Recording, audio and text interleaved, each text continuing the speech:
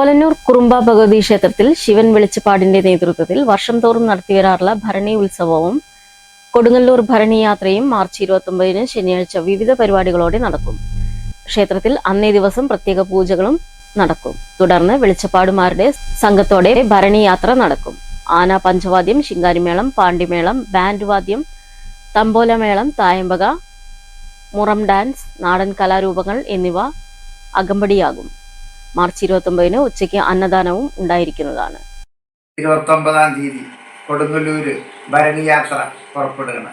ചിങ്കാരിമേളം, ചെണ്ടമേളം, തെയ്യാണ്ടിമേളം, ഒരളുകളി, മുറംകളി, ആനയെഴുന്നള്ളിപ്പോടുകൂടി യാത്ര പുറപ്പെടും. സ്നേഹപൂർവത്തോടുകൂടി എല്ലാ ഭക്തജനങ്ങളിലും അന്നദാനമുണ്ട്. അന്നദാനം കഴിച്ച് യാത്ര പുറപ്പെടുവിക്കാൻ എല്ലാ ഭക്തജനങ്ങളിലും സ്നേഹപൂർവത്തോടുകൂടി ക്ഷണിച്ചുകൊള്ളും.